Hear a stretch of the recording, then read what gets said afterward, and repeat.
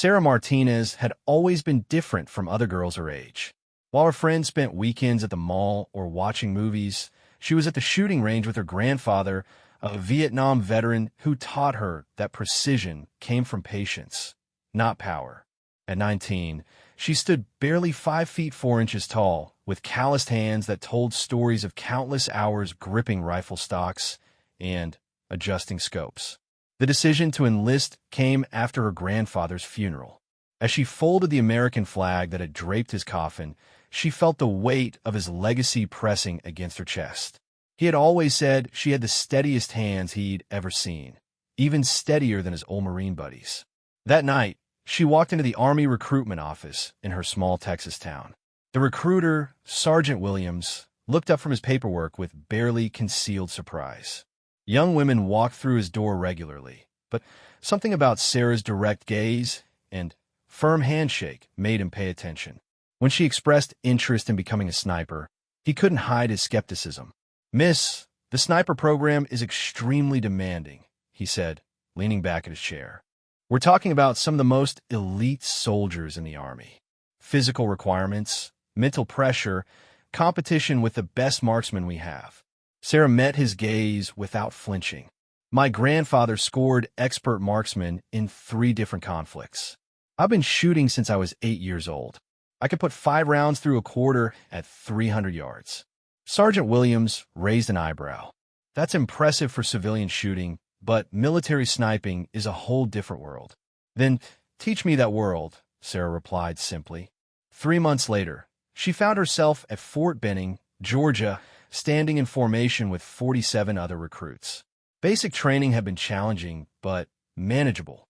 Sarah's small-town work ethic and natural athleticism helped her keep pace with her peers, though she noticed the sideways glances and whispered comments about the little girl try to play soldier.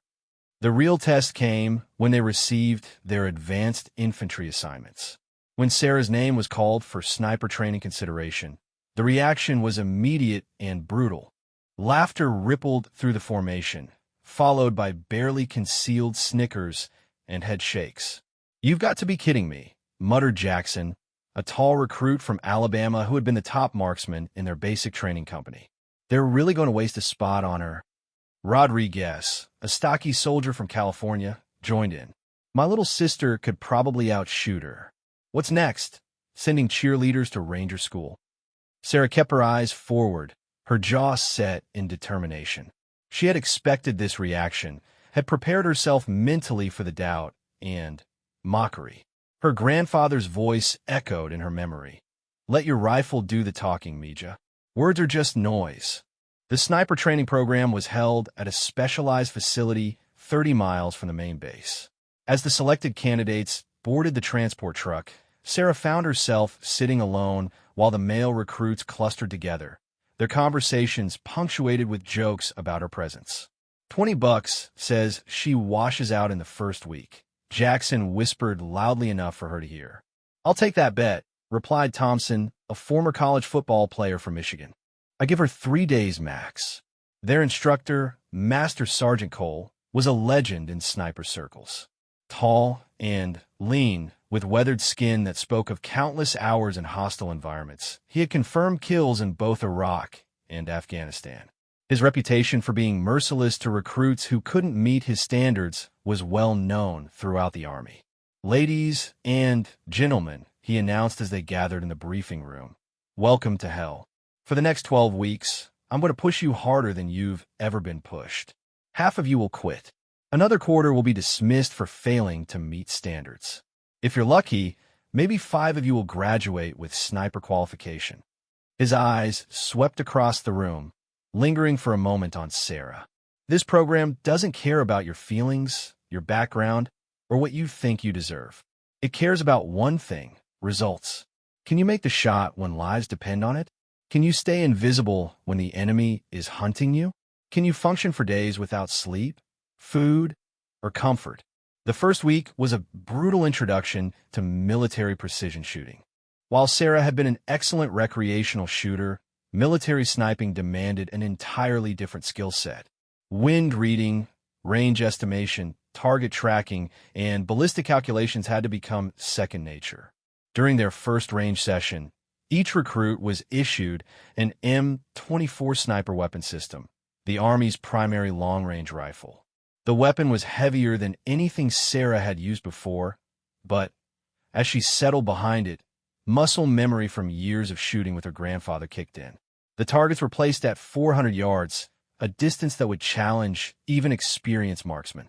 One by one, the recruits took their turns, with most managing to hit the target, but few achieving the tight groupings that military snipers required.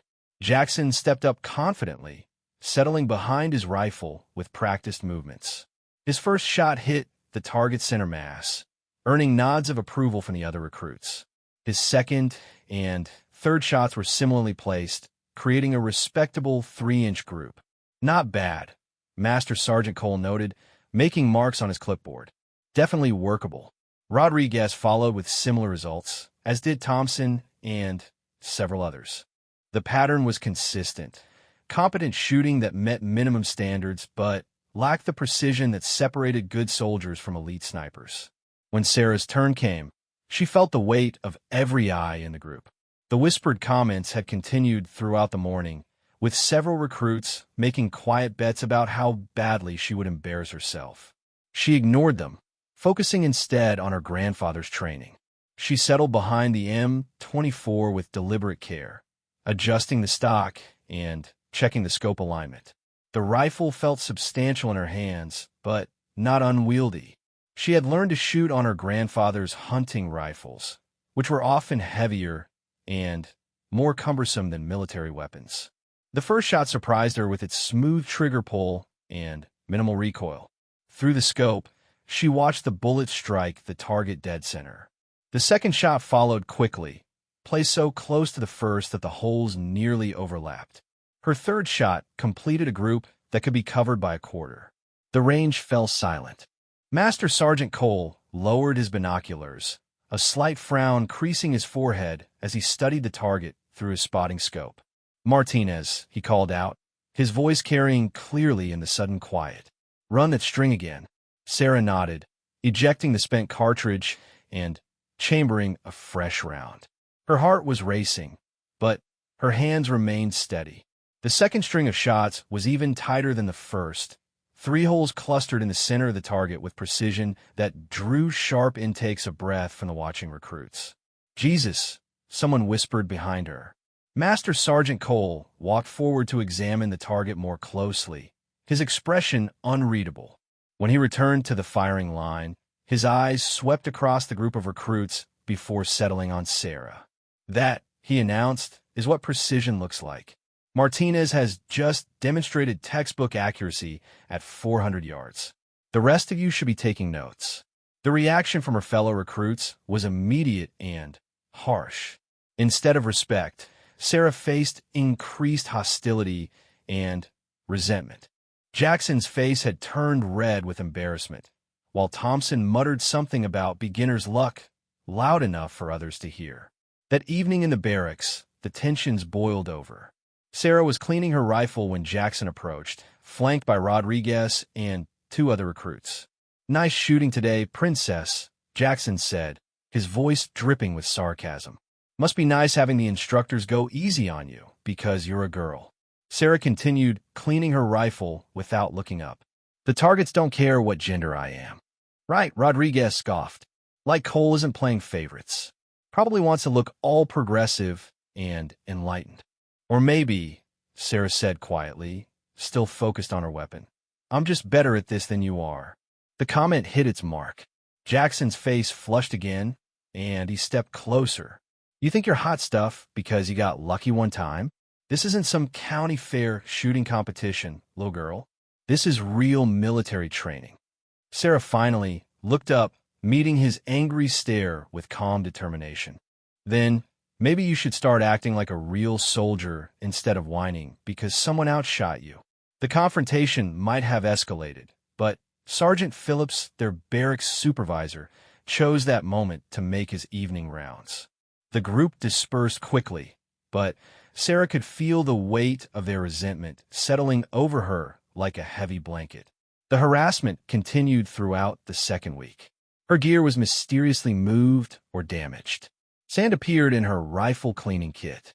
During field exercises, she found herself excluded from informal groups, eating alone, and facing constant criticism disguised as helpful advice. "You're holding the rifle wrong," Tom